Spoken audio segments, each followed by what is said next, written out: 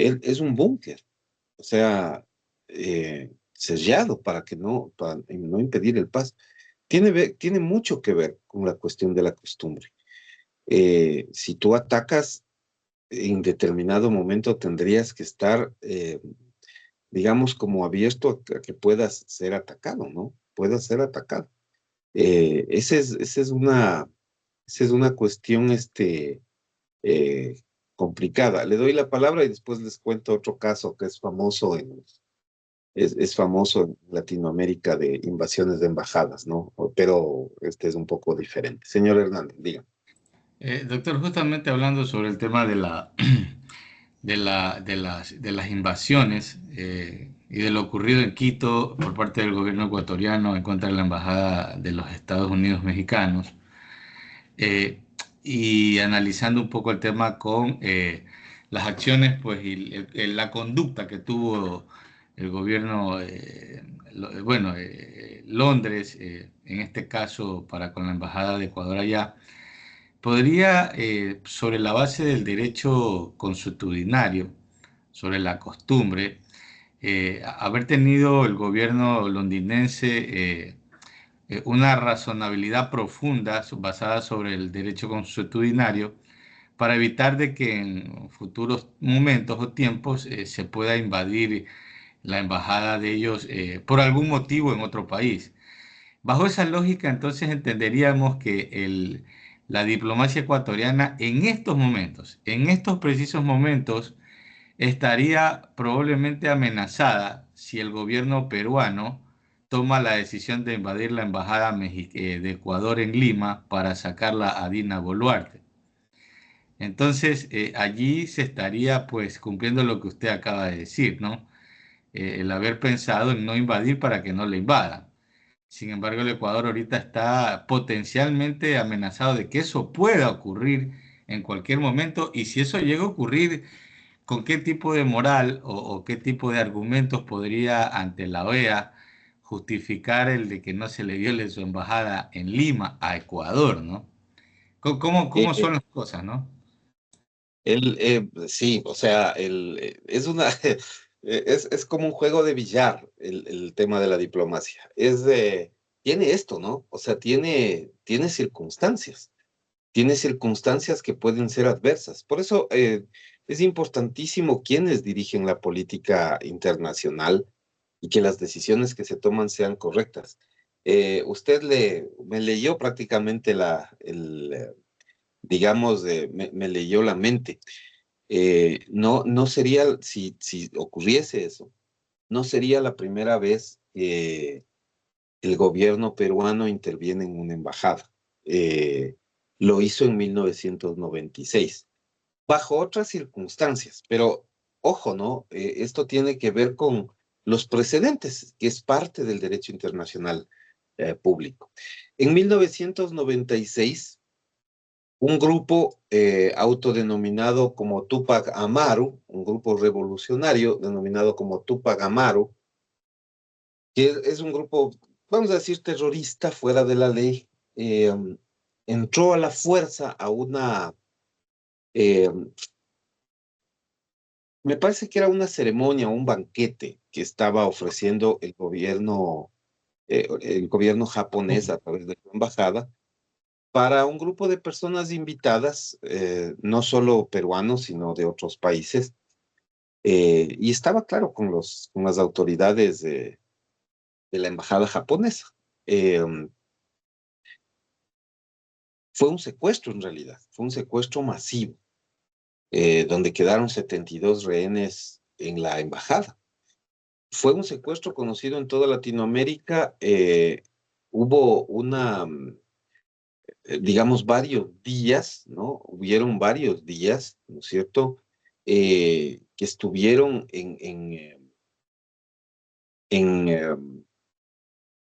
digamos, atrapados, ¿no? En la embajada, sin poder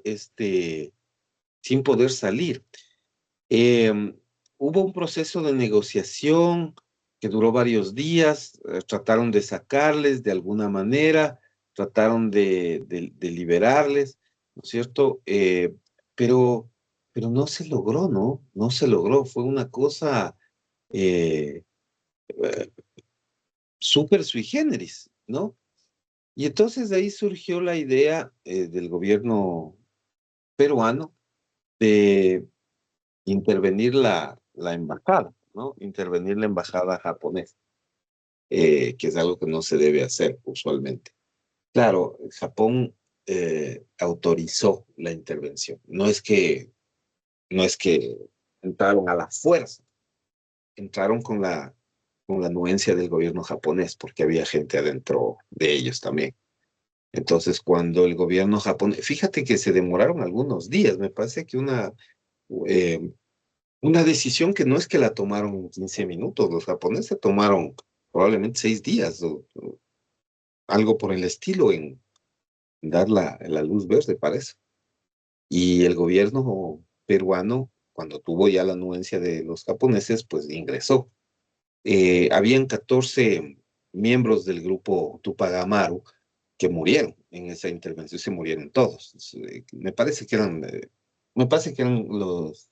no estoy seguro si eran más de 14, no recuerdo con exactitud ahora, pero me parece que eran, o sea, hubo 14 muertos, los recuerdo porque eso es el dato que daba la prensa en ese entonces, pero no me acuerdo si había alguien más que fue detenido en ese proceso o los 14 fueron los que entraron, pero la cuestión es que hubo 14 terroristas fallecidos en la intervención a través de los grupos, digamos, de la fuerza pública peruana.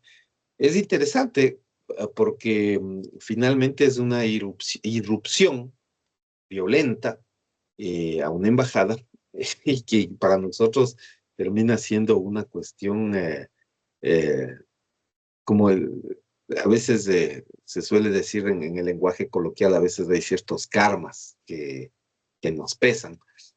Eh, pues yo lo que les diría es, sí, hay algo de, en el mundo internacional, como en la vida, las cosas suelen estar dando la vuelta.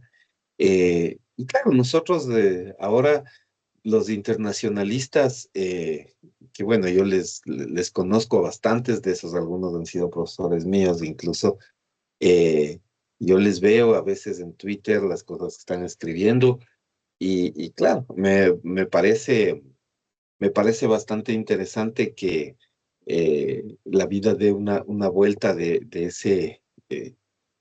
ese estilo, ¿no? Eh, lo cierto es que, como en la vida, la costumbre te exige a nivel internacional no hacer lo que no quieres que te hagan. Eso es lo que te exige la costumbre y lo que le exige a un buen diplomático, ¿no? No hacer lo que no quieres que te haga, porque la costumbre da las vueltas y probablemente en el futuro la cosa se revierta. Así es que bueno, eso veremos qué pasa. No esperemos que no nos invadan a nosotros, ¿no? No nos invadan. Con el Perú tenemos un pueblo hermano, pero hemos tenido diferencias históricas. Así es que no sería por lo menos a mí no me extrañaría eh, una oportunidad digamos, de conflicto ahí, ¿no? No me extrañaría eso.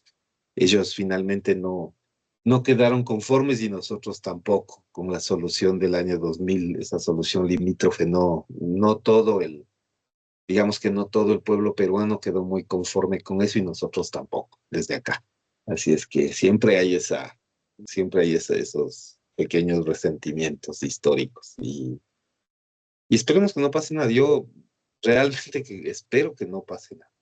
Ojalá se dé la cosa como debe darse. Eh, y bueno, finalmente ese es un problema interno que tiene el Perú, pero nosotros tenemos que acogernos a los principios del derecho internacional, ¿no? Que básicamente en ese aspecto, si hay una solicitud de asilo, pues que se tramite y si se le otorga, que se la respete, ¿no? Nosotros no hemos sido muy respetuosos de eso en los últimos años, pero tenemos que serlo, ¿no? Tenemos que ser respetuosos de eso. Bueno, eso en la práctica, ¿no? Es bastante.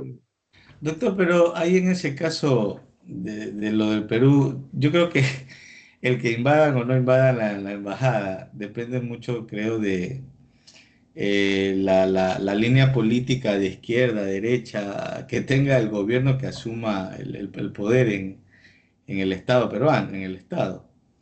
Yo creo que Claro, eso ahí va a definir. Si es un gobierno que es muy poco probable, un gobierno de centro izquierda o de izquierda, es muy probable que invadan, ¿no? Pero si es un gobierno socialdemócrata o centro derecha, pues creo que van a tratar de ser diplomáticos y agotar todas las instancias. sí, sí, sí, probablemente que sí. Lastimosamente, ese es un problema, ¿no? Esa es una limitación que a veces tenemos. El derecho internacional público es un derecho esencialmente técnico en términos jurídicos. Es un derecho doctrinario profundamente sistemático. No cabe mucho la política en realidad. Hay una idea política, obviamente, de estrategia, de cómo te colocas en la arena internacional. Hay esquemas de negociación. Sí, claro, eso es normal.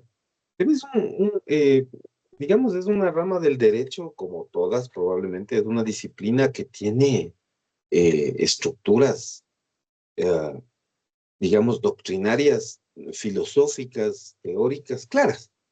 Eh, no hay cómo, o sea, a pesar yo puedo tener una eh, ideología política determinada, pero eso no puede primar en mis decisiones, digamos, diplomáticas, porque si eso pasa, pues tenemos algún tipo de problema.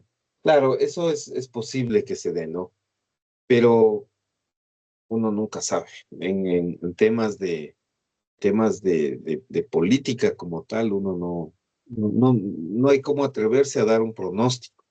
Es difícil eso, porque siempre tiene implicaciones que van más allá de lo estrictamente jurídico, que es lo que nos compete a nosotros, pero no lo sabemos. Así es que bueno, como digo, esperemos que no se prolongue demasiado, se sigue el procedimiento y bueno, pues, hagan lo que tienen que hacer, ¿no? La decisión que tomen sea lo más ajustada a derecho que se pueda. Pero bueno, esa es la idea, ¿no? Eh, Ahora, siguiendo con esta cuestión de la costumbre, eh, hay, digamos que cuando nosotros tratamos de establecer en qué consiste esta fuente del derecho, finalmente son normas, ¿no? Finalmente hablamos de un conjunto de normativa que constituye estas prácticas habituales. Es un tipo de estructura que contiene principios que están derivados de esta forma, ¿no? De esta forma de entender y de ver el derecho. Son estructuras jurídicas claras, ¿no? No hay mucha, am, digamos, no hay mucho espacio en el que uno pueda divagar. Es absolutamente claro. La fuente originaria, como hemos dicho, el derecho internacional fue la costumbre y rigió las relaciones internacionales en la medida en que no existe ninguna manifestación expresa por la que los estados acuerden mecanismos distintos a lo que por tradición se había reconocido. En las relaciones interestatales, por ejemplo, desde las primeras manifestaciones antiguas, ¿no? Que se dieron en la antigüedad, y en el declive del derecho internacional clásico en 1945, se puede decir que incluso desde el siglo XIX, ¿no? En los 1800, 1850, la costumbre ha regido las relaciones internacionales de manera reiterada y los estados han tenido convicción de acogerse a ellas, ¿no? Eh, Algunos de los ejemplos más significativos tienen que ver por ejemplo, ¿no? Eh, en la guerra, en general, los primeros años del derecho internacional público estaban enmarcados en regular cuestiones asociadas a la guerra. Esta idea de salir, por ejemplo, con la bandera blanca para demostrar que me estoy rindiendo, que ya no quiero que me disparen o que quiero salvar mi vida, pero o sea, salir con los brazos en alto o salir con la bandera blanca, que hoy en día son cuestiones que están incluidas en la normativa internacional escrita, pero no siempre estuvieron ahí, ¿no? No siempre fueron parte de eso, ¿no? No siempre las estructuras estuvieron de esa manera. Eh, muchas ocasiones nosotros estábamos pensando en estructuras que eran más bien consuetudinarias. Entonces, no es que a alguien se le ocurrió y puso en un tratado internacional, si quieres demostrar que ya te rindes, te das por vencido, sal con una bandera blanca. No, en realidad fue parte de la costumbre, fue parte de la costumbre de la guerra. O sea, empezó siendo una cuestión consuetudinaria. Eh, Quizás que ahora se ha ido integrando en los sistemas jurídicos, en las reglas de juego internacionales, es correcto, pero el origen es esencialmente consuetudinario, ¿no? Salir con los brazos en alto, ¿no? Son cuestiones que se han manejado a nivel internacional en ese sentido. Eh, Claro, habría que decir que hoy en día, o sea, si nos preguntan hoy qué pasa con la costumbre, eh, claro, hemos empezado a cederle espacio, o la costumbre ha empezado a cederle espacio al derecho de los tratados. Porque los tratados eh, tienen una llave, digamos, importante, que es la firma, ¿no? La firma de las personas que efectivamente están relacionadas. Eh, para nosotros eso es totalmente trascendente porque en la materia de estudio, porque en general, si ustedes lo miran de una manera detenida, eh,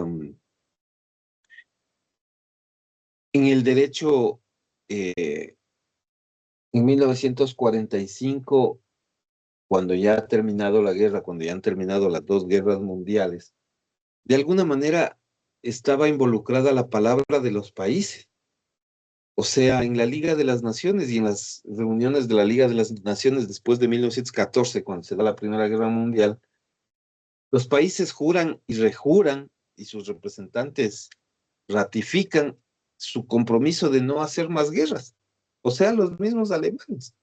El Kaiser estaba comprometido con no armar eh, más enfrentamientos bélicos a nivel mundial. Había un compromiso de Alemania de hacer eso. O sea, ya no vamos a hacer guerra, queremos la paz, queremos la seguridad, queremos... Todos se comprometieron de palabra, o sea, y la palabra, la costumbre, o más bien dicho, la palabra como una forma de sellar los acuerdos, era una costumbre internacional. Tú dabas tu palabra y era eso más que cualquier cosa, pues. A nivel internacional, tu palabra estaba garantizada. Y eso pasaba en todos los países, es decir, eh, digamos, desde los emperadores, desde el siglo XVII, desde la paz de Westfalia y todo lo demás. Había eh, digamos, un compromiso con tu palabra como representante de tu pueblo, ¿no? Eso era trascendente, era la costumbre. Pero resulta que ya en 1914 todo el mundo dio la palabra de no volver a pelearse y no pasaron ni 30 años. ¿Y qué pasó? Otra vez se pelearon, otra vez empezaron, y no de una manera leve, digamos, de una manera súper violenta, o sea, peor que la anterior. Entonces, claro, tú te empiezas a dar cuenta ya en 1945, dices, parece que la palabra no vale tanto. Creo que hay que empezar a poner sobre la mesa la posibilidad de que si tu palabra no tiene tanto peso, va a tener que tener peso la firma tuya como responsable.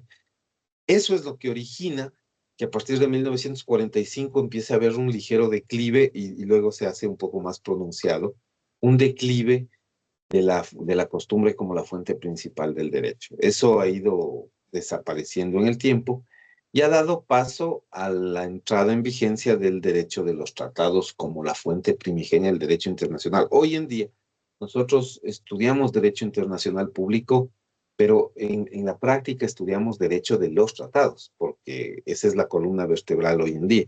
Resultado de esto, ¿no? De alguna manera la pérdida de credibilidad de los representantes estatales a partir de 1945. Obviamente, como digo, resultado de no haber cumplido su palabra, si no nos vamos a pelear y a la vuelta de la esquina estuvimos peleando de nuevo. ese resultado se mira en el declive del derecho consuetudinario, ¿no? Eso es importante. Eh, Sin embargo, Díaz de Velasco, que es el autor nuestro, que digamos es como el autor de cabecera de esta clase, él ha recalcado, no solamente en el texto que nosotros seguimos, sino en algunas de sus publicaciones, él ha resaltado la costumbre como una fuente del derecho enorme, dice, ¿no? Porque todo el derecho internacional que rige en la sociedad está formado por normas que siempre son, en principio, consuetudinarias y también por principios generales del derecho. El derecho convencional, es decir, el derecho de los tratados, ¿no? No ha tenido un carácter totalmente universal, ¿no? Y esta es una cosa que sí cabe recalcar, ¿no? En el mundo árabe, por ejemplo, eh, entre el mundo árabe, ustedes verán que entre esos países todavía pesan mucho algunas cuestiones asociadas a la costumbre. No es novedad, por ejemplo, que en el mundo árabe aquí tienen otra visión. Yo, digamos, a veces es una tentación hacer juicios de valor sobre cómo vive el mundo árabe, sobre todo por la situación de las mujeres en los países árabes. Ustedes saben que eh, los derechos de las mujeres en el mundo árabe, no en todo, por cierto, pero en gran parte del mundo árabe los derechos de las mujeres están limitados, están bastante limitados. No hay todas las libertades, no pueden trabajar, por ejemplo.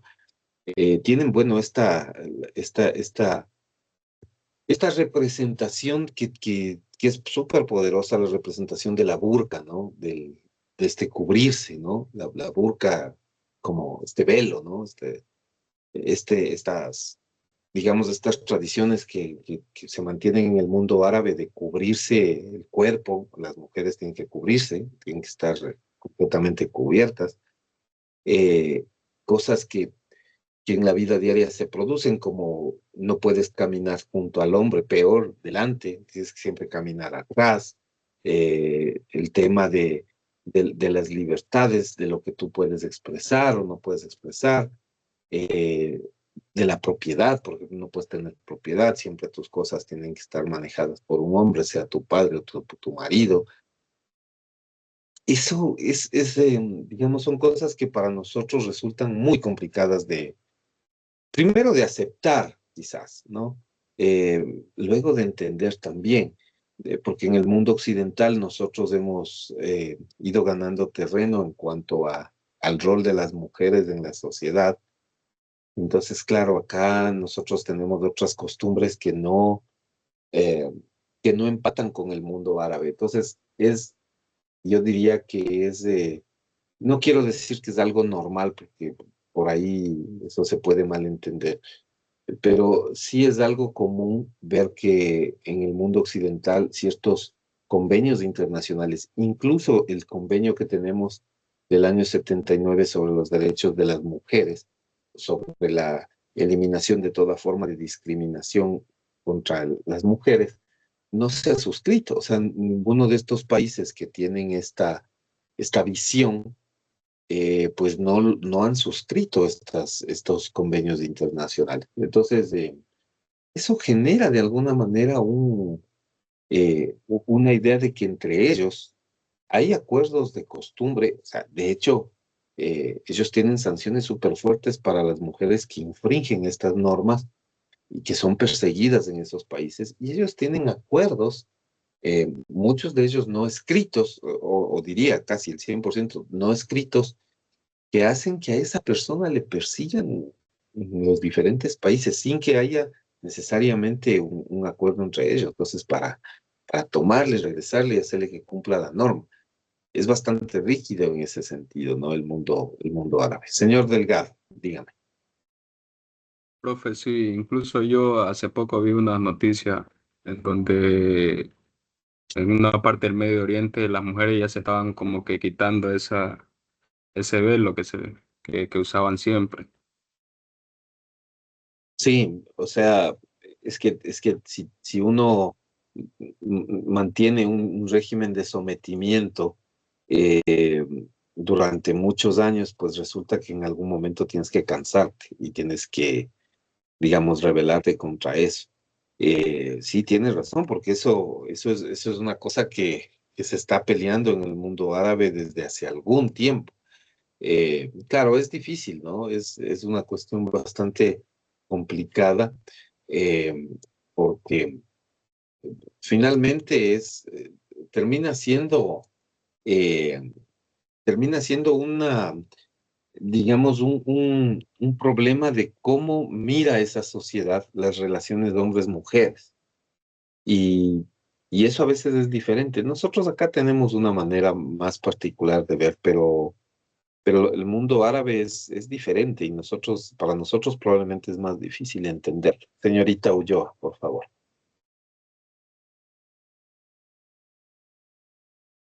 Está con el micrófono, me parece que está con el micro, tiene algún, no, o sea, le veo que está abierto, pero no se le escucha. Tiene algún tema con el micrófono, supongo.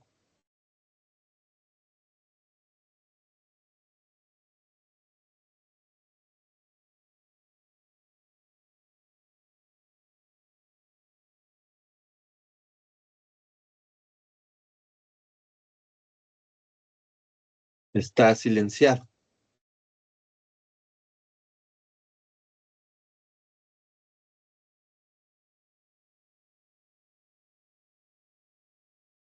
No sé qué le pasa, pero está silenciado su micrófono. O sea, sí le veo que ahorita está ya como prendido el micrófono, pero no se le escucha. No, yo no le escucho, no sé si estoy solo yo, el No, resto profe, no se tampoco. le escucha. No, no se escucha nadita. No se escucha, ¿no? No, no se escucha. Veamos si podemos arreglarle el micrófono, señorita Ulloa, para ver si podemos comentar, ¿no? Veamos si le podemos arreglar al micrófono. Bueno, eso en general sobre esta cuestión, ¿no?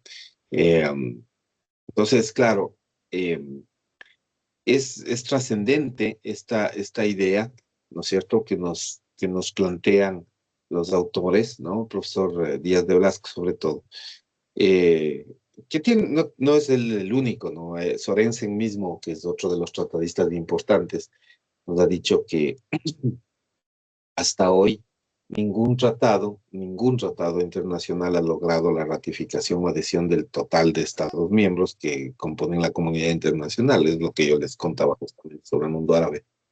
Ellos no suscriben tratados que tengan que ver con las mujeres, eh, y no lo van a suscribir. Quizás tenga que haber un cambio de época o cambio de mentalidad en esos estados como para que ellos se integren a esta idea de garantía de derechos, de este tipo de cosas. O sea, yo diría pensando como a futuro incluso, eh, si no han suscrito tratados y convenios que equiparan en derechos a las mujeres, peor va a ser con el tema de los homosexuales, ¿no? O sea, eso les va a costar muchísimo más, porque eso me parece que es más difícil en el mundo árabe, incluso en los países que son más abiertos a los cambios y países donde de alguna manera ha habido más apertura a los derechos de las mujeres, pero sí, con las mujeres ha sido difícil, me parece, con el tema de los homosexuales va a ser más difícil todavía. Si nosotros acá todavía no, digamos, no hemos incorporado convenios internacionales que busquen eliminar la discriminación a los grupos LGBTI, nosotros mismos, acá en Latinoamérica, que somos sociedades más abiertas a eso, pero ni nosotros no lo hemos logrado todavía. Me parece que sería más difícil desde el mundo árabe, pero habrá que ver, ¿no? Cómo se va desarrollando la arena internacional. De hecho, el propio Estados Unidos, si lo pensamos, no firman tratados. En 200 años, 200 años de vida, el primer tratado que ellos firmaron fue el de la OTAN, ¿no? El de la Organización de Tratados del Atlántico Norte.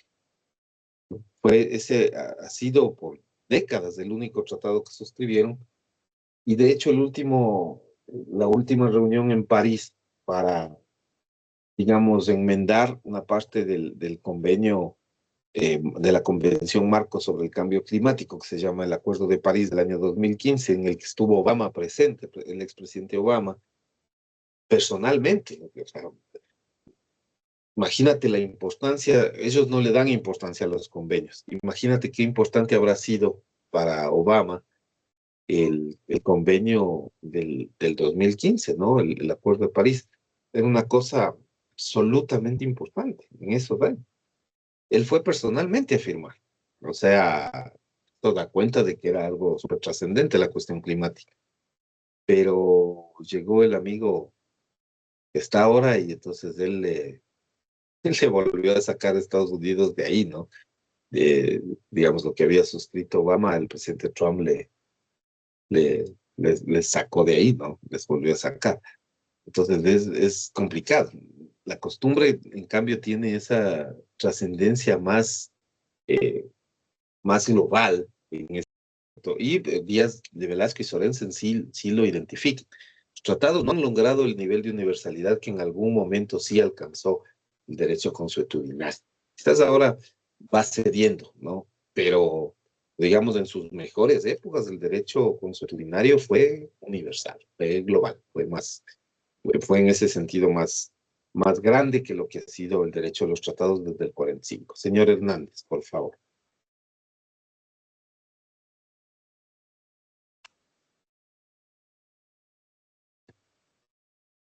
Está silenciado el micrófono. Sí, ahí se escucha. Ahí sí.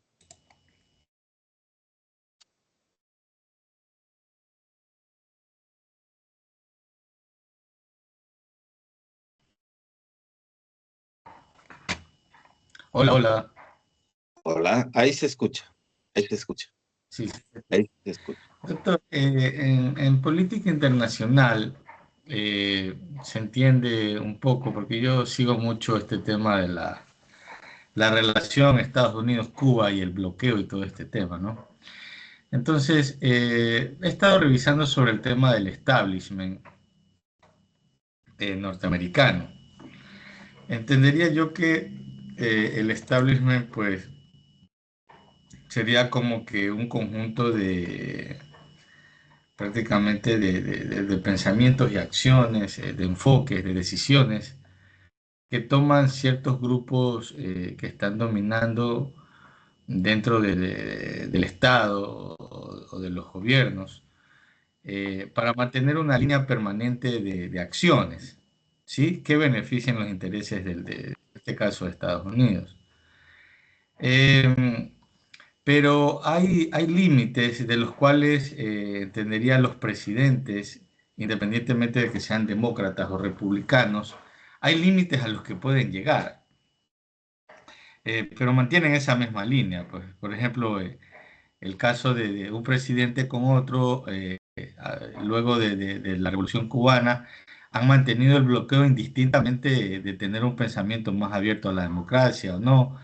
El que creo que más se dio y tuvo acercamientos fue Obama en su momento. Pero el establishment realmente no es algo que puede garantizar que un gobierno mantenga una línea de acción política, económica definida. Porque yo, por ejemplo, lo veo ahora en Trump.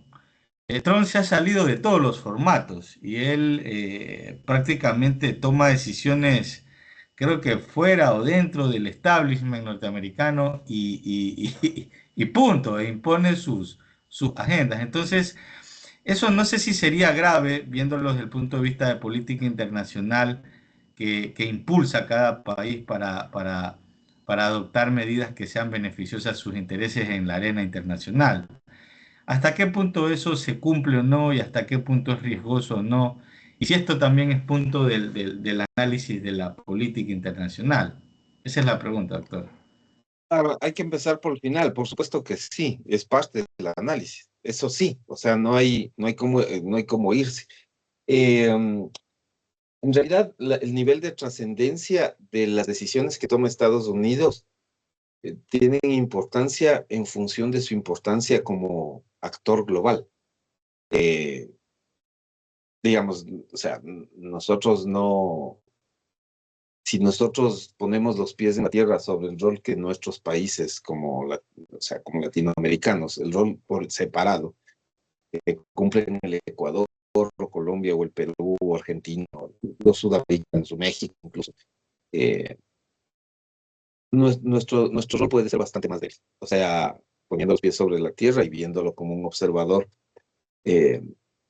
nuestras decisiones quizás no impactan demasiado en la arena internacional. Estados Unidos sí. Y Estados Unidos impacta por la fuerza que tiene.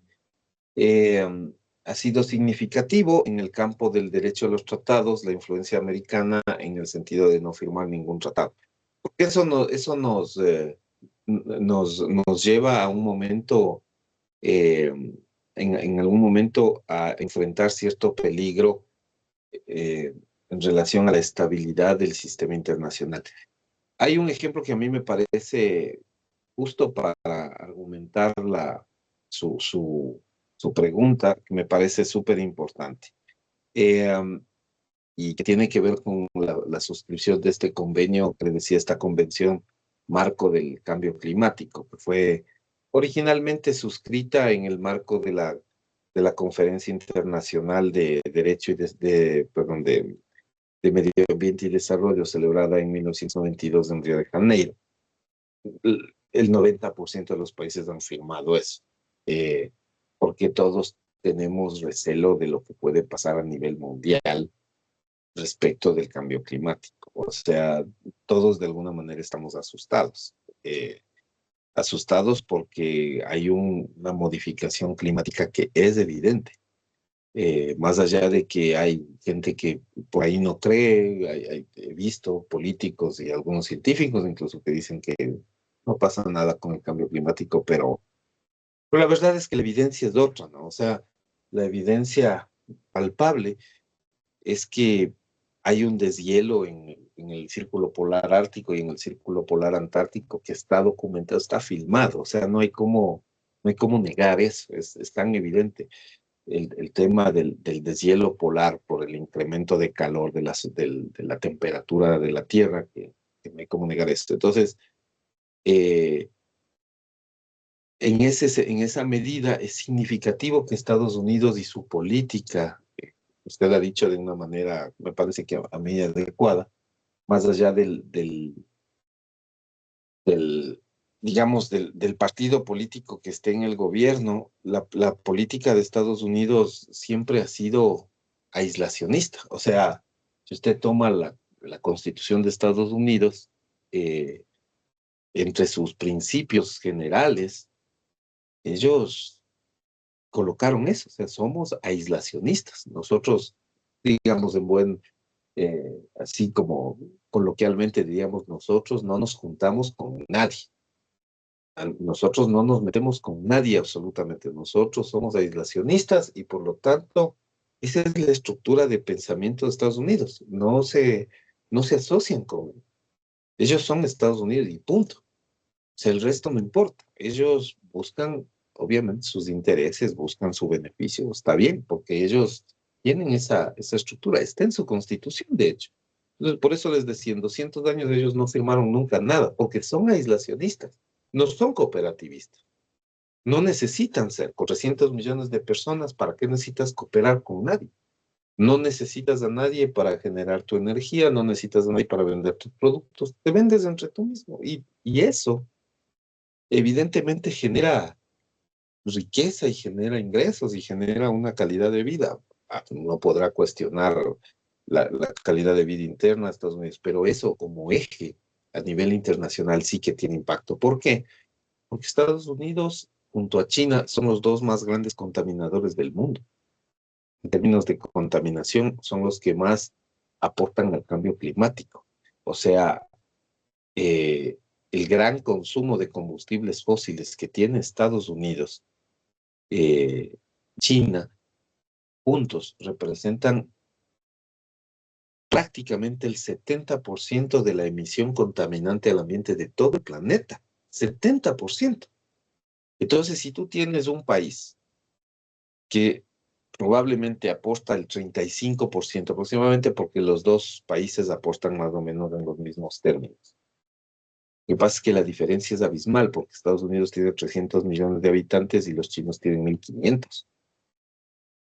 Entonces, la diferencia en volumen haría que porcentualmente Estados Unidos sea el mayor aportante. En la práctica, tienen menos habitantes, pero generan un nivel de contaminación equiparable a un país que es 5 veces más grande, en términos poblacionales me refiero, quizás no en territorio, pero sí poblacionalmente hablando. Entonces, claro, que un país como ese, que es altamente contaminante, es uno de los principales aportantes del problema ambiental, que no es que les perjudica solo a ellos, nos perjudica a todos en realidad. O sea, para nosotros, por ejemplo, ¿cuál ha sido el resultado? Nosotros tenemos un resultado grave en el país de eso, que es el agujero de la capa de ozono. El agujero de la capa de ozono está en zona tórrida, no está en Estados Unidos, está en zona tórrida. El agujero de la capa de ozono se hizo en zona tórrida, que es la zona del Ecuador. Entonces, todos los países que estamos en la zona tórrida, hablemos de una parte del Perú, una parte de Brasil, aquí en Latinoamérica, y varios de los países africanos, ¿no es cierto?, que están en esta zona, varias de las islas que están en el Pacífico, en el Atlántico, que son las que reciben los rayos ultravioletas de manera perpendicular. Ese es el caso del Ecuador.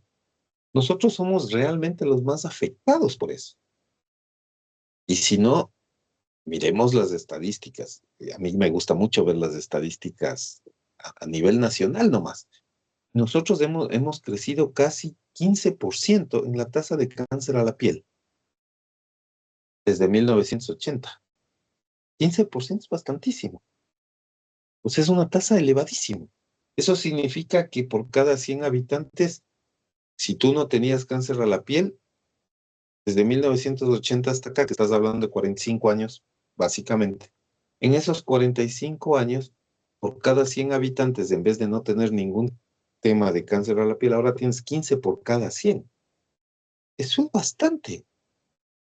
Eso supera cualquier tasa de crecimiento poblacional. O sea, una tasa de crecimiento poblacional acelerada está en el orden de 0.3%. Eso es acelerado, es súper acelerado.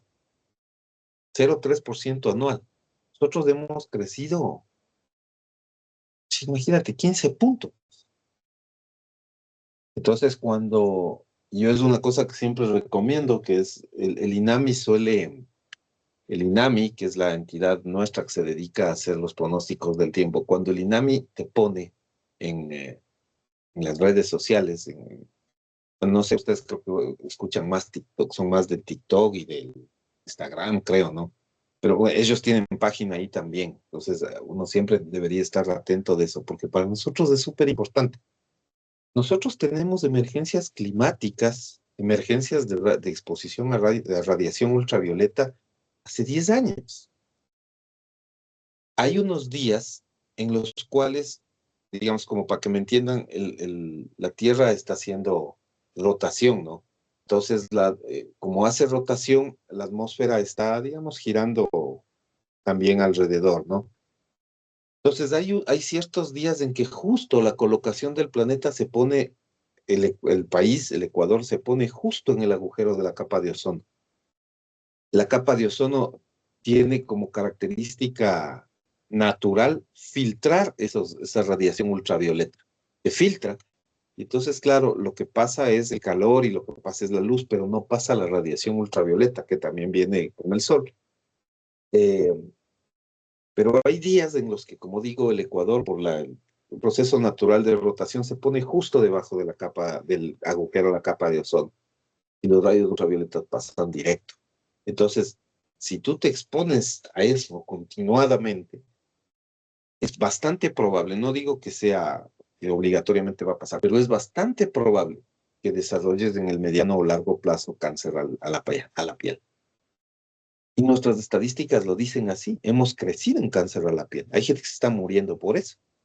O sea, está no es la primera causa de muerte, pues está en las primeras 10 causas de muerte en el país, ¿no? Cáncer a la piel. Y es por eso.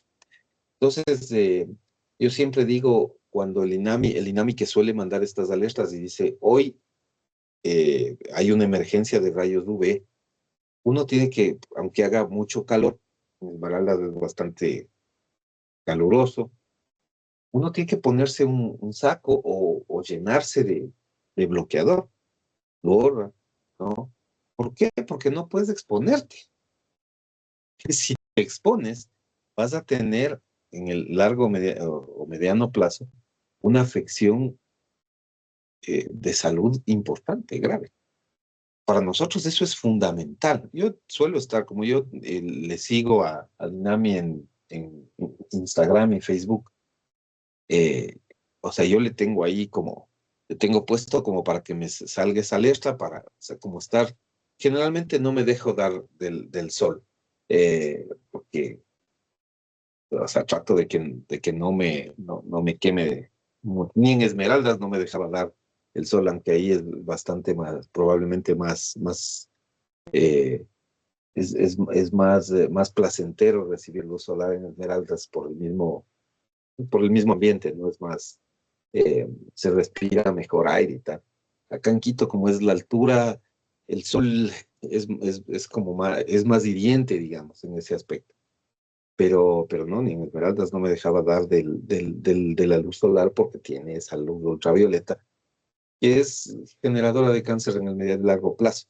Entonces, cuando uno dice, bueno, Estados Unidos no me firma tratados para disminuir el uso de combustibles fósiles o bajar la temperatura del planeta, por supuesto que me impacta terriblemente.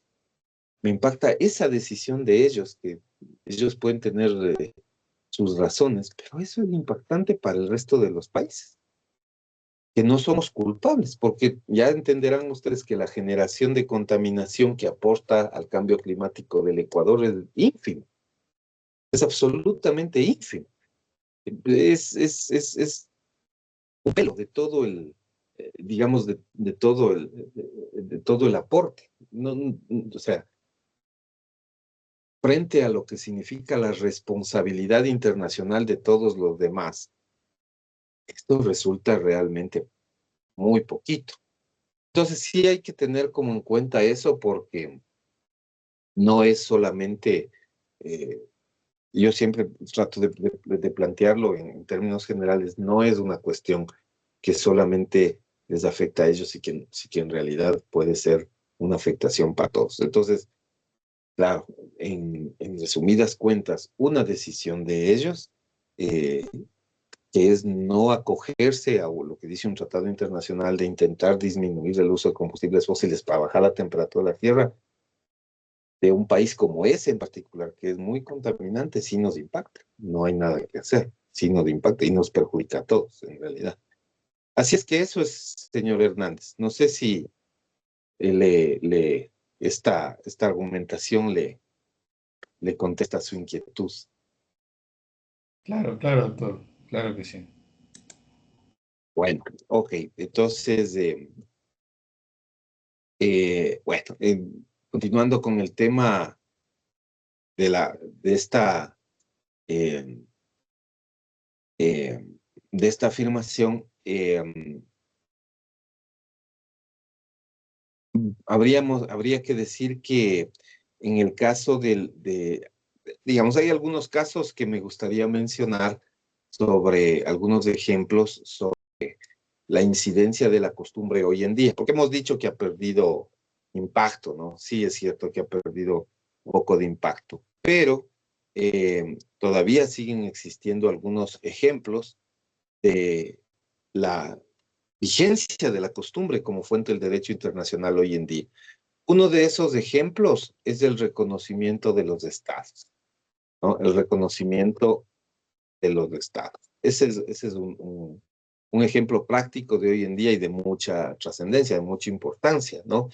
Eh, cuando en el derecho, cuando un estado pasa a ser, cuando un estado pasa a ser, digamos, obtiene su independencia, vamos a decirle así, o se constituye como estado, hay varias teorías respecto a eso.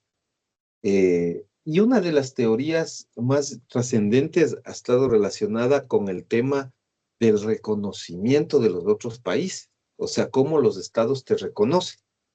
Eh, eso es súper consuetudinario, es una cuestión de costumbre. Tú puedes tener los elementos básicos del Estado que ustedes ven en teoría general del Estado. Puedes tener un territorio, puedes tener tu población, puedes tener tu soberanía, tu gobierno, y aún así no ser reconocido como Estado. Ejemplo, Kosovo. Kosovo es un espacio territorial, vamos a decir, dentro de Serbia. La historia de Serbia es una historia bastante particular. Es un país que está ubicado en la zona sur de Europa. Eh, es un país bastante tradicional, bastante antiguo. De hecho, ahí en Serbia es donde le matan al archiduque del Imperio Austrohúngaro, lo cual, digamos, detona la Primera Guerra Mundial. Eh, pero digamos que durante el siglo XX, Serbia no era un país. Serbia no era realmente un país. Serbia era una provincia o un estado, vamos a decirlo así, de Yugoslavia. Yugoslavia era, digamos, una nación que tenía mucho éxito comercial, mucho éxito económico, tuvieron una etapa de esplendor muy importante en Europa, ellos crecieron muchísimo y era un país relativamente grande, ¿no? Eh, pero cuando muere su principal líder político, Tito, eh, la gente como que ya no quiso estar junta, como que los estados se mantuvieron como Yugoslavia mientras Tito estuvo. Tito era digamos, un caudillo, un dirigente de mucho prestigio y muy querido por los yugoslavos en general, porque él, digamos que durante su gobierno, Yugoslavia creció mucho económicamente, hubo mucha prosperidad, tenían muchos recursos económicos. Llegó a ser el país cuyo pasaporte les permitía entrar a todos los lugares del mundo después de Estados Unidos. Ustedes saben que el pasaporte americano le permite entrar a la gente prácticamente a todos los países del mundo. O sea, los nacionales de Estados Unidos eh, prácticamente con ese pasaporte pueden entrar sin visa casi la totalidad de estados en el mundo. Bueno, el segundo después de ellos era Yugoslavia, ¿no? En su tiempo era un país muy poderoso económicamente, ¿no? Muy fuerte, ¿no? Y si tú aumentas cosas como no estaban en una guerra continua con otros, estaban preocupados del desarrollo tecnológico, del desarrollo económico, de la parte académica, del educativo y tal, pues claro, era un país donde se vivía muy bien. Pero cuando se muere Tito, eh, los estados que conforman Yugoslavia como que dicen, bueno, no queremos estar juntos. Y se separa, ¿no? Primero se separan, se vuelve Serbia y Montenegro, lo primero que sucede, es decir, los serbios quedan en un lado y Montenegro, que era otra república, otro estado, se separa. Y Serbia, que era súper grande, empieza a vivir el seccionamiento de los diferentes países que estaban conformando Yugoslavia. Entonces, Croacia también se separa, Croacia forma su mundo aparte, ¿no? Moldavia también se separa, y así se empiezan a separar. Y dentro de eso, pues digamos que una parte que era, que conformaba Serbia o el territorio serbio que es Kosovo, ¿no? Kosovo, tradicionalmente fue parte de Serbia, pues ellos también deciden irse. Eh, pero resulta que a los serbios no les cae muy en gracia, quieran irse y no les deja irse. ¿Qué es lo que tú necesitabas? Digo, cuando se fue, digamos, cuando desapareció Yugoslavia y Serbia y Montenegro quedaron separados, eh, los demás países sí les reconocieron. O sea, esa es una parte de la doctrina. Y ya veremos nosotros en los sujetos del derecho internacional esto más, con más detenimiento. Pero digamos que uno de los requisitos doctrinarios que te plantean para que puedas ser o conformarte como un Estado es que los otros te reconozcan como tal. sea, no te sirve de nada que tú te declares Estado, pero nadie te reconoce.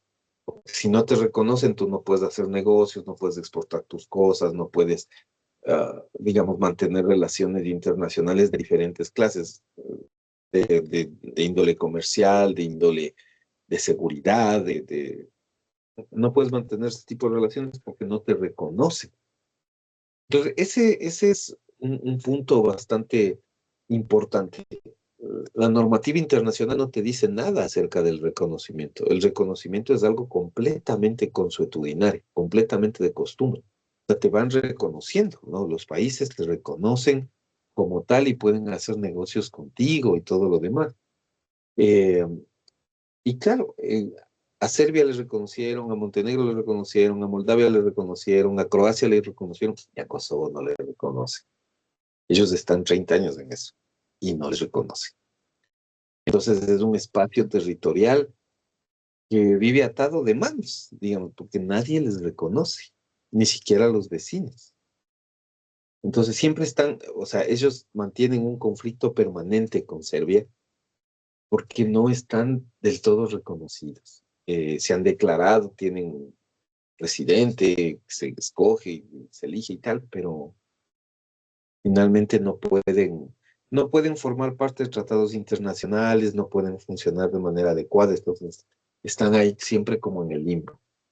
Esa es una realidad que tienen que vivir algunos países, ¿no? Que no son reconocidos. Puede pasar, o sea, es una cuestión tan de costumbre, que puede pasar que muchas veces eh, ese reconocimiento tenga impacto incluso en países que, digamos, tienen presencia internacional. Solo recordemos en esta era reciente el caso de Leopoldo López y Venezuela, ¿no?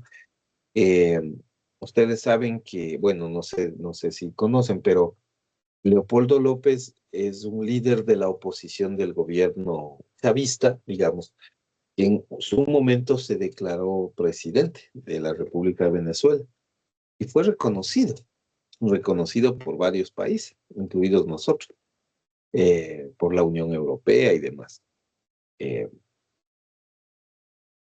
Eso originó de alguna manera que muchos países dejen de hacer negocios con Venezuela, es decir, por ejemplo, comprar el petróleo o venderle bienes y servicios, porque eso tiene que ver con una cuestión asociada al reconocimiento. Claro, eso eh,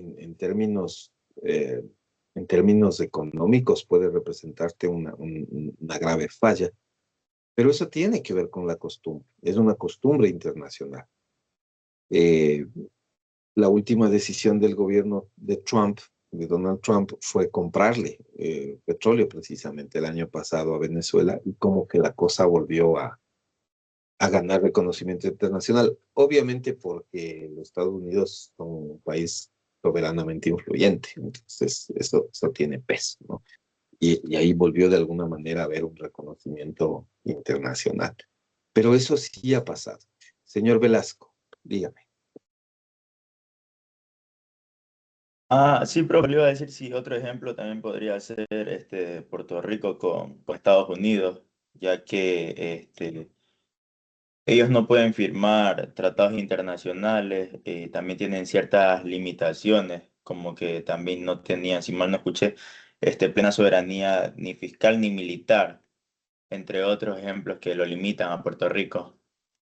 Claro, sabe que en el caso de Puerto Rico, perdón, es un ejemplo un poco particular. ¿Por qué particular? Porque Puerto Rico es de Estados Unidos. O sea, Puerto Rico no es un país independiente. Puerto Rico, por una decisión propia, como nación, decidieron ser parte de los Estados Unidos y ellos son un estado más de la Unión Americana. Eh, yo a cierto punto a veces, yo no sé si Estados Unidos le importa mucho en realidad Puerto Rico como país. Ellos son más latinos en realidad o son una nación latina en realidad, pero ellos nunca han querido, eh, al menos durante estos últimos años de lo que se ha visto, nunca han tenido una intención real de independizarse. Entonces ellos se han mantenido bajo esa estructura. No es una cosa, o sea, no es que en la historia de nuestros países eso no haya pasado.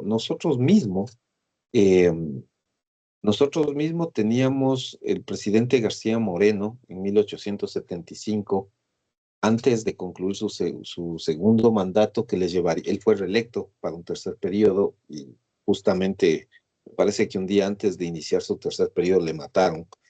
Pero uno de los planes que él tenía para el tercer periodo era declararle al Ecuador un protectorado francés, ¿no? Porque Francia en los años de García Moreno era la potencia mundial.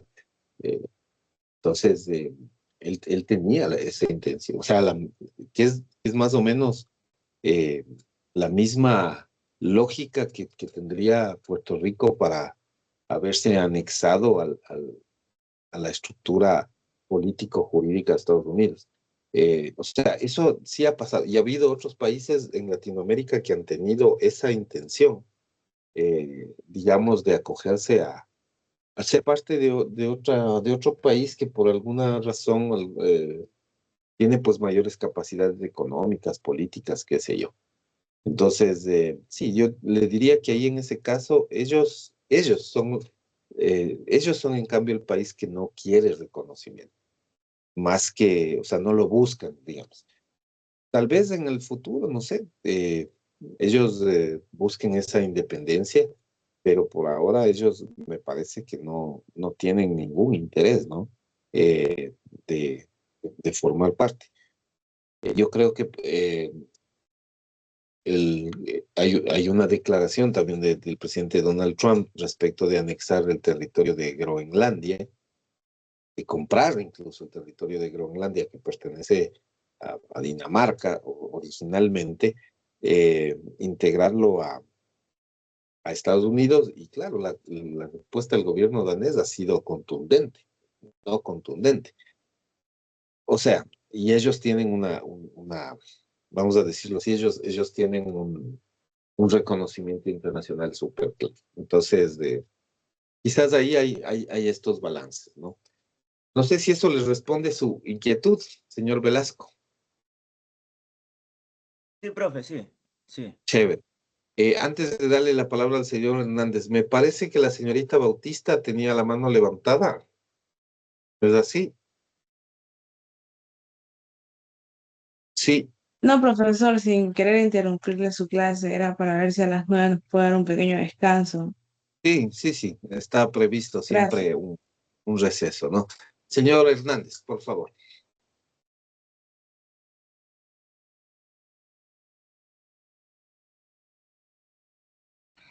Doctor, en cuanto al sí me escucha, ¿verdad? Está un poco Dices, media lenta internet. Bueno, no, escucha, eh, escucha. eh, voy a apagar la cámara para mejorar la conectividad. En el caso de Puerto Rico, este es un caso muy particular. Yo considero que el tema allí gira alrededor de intereses geopolíticos, de dominación y de incidencia militar, sobre todo, o de una estrategia para control de cierta parte del hemisferio central y sur de América. Este, pero realmente el proceso en Puerto Rico, siendo un estado, entre comillas, de Estados Unidos, se avisora desde acá, desde el contexto internacional, un enfoque no plenamente integracionista como Estado, sino que con ciertas características no igualitarias a los demás estados, lo cual considero que puede ir acrecentando el nivel de inconformidad de la población en Puerto Rico hasta que finalmente aparezca un líder que quiera plantear una independencia total ya de la isla, es una isla, ¿no? De la isla de Puerto Rico. Entonces, ese es un tema que en el tiempo va a ir generando inconformidades y finalmente Puerto Rico llegará de aquí a 100 años, a 50 años, a 120 años, pero ellos van a tener que independizarse al no tener un trato igualitario que los demás estados. Considero yo que eso es muy potencialmente probable. Eso, doctor, yo lo veo desde ese análisis, ¿no? Chévere, sí, es muy probable, ¿no? Es bastante probable que eso ocurra. Eh, que, como les decía, es una cuestión, asociada a la voluntad de los estados para poder, tener su propia independencia, ¿no? Tiene que ver en realidad con eso. Vamos a ver qué pasa, o sea, es probable lo que usted plantea, ¿no? Sí se ha visto algunos niveles de diferencia en el trato, ¿no? Incluso cuando hay desastres naturales se ve que hay ciertas diferencias en los recursos, en cómo les atienden las necesidades que tiene la gente ahí. Veamos qué pasa, ¿no? Habrá que ir pensando, veamos si incluso con el tema de la crisis que tiene Estados Unidos, eso cambia, ¿no? Cambia esa situación. Bueno, eso ya lo iremos viendo. Ok. Bueno,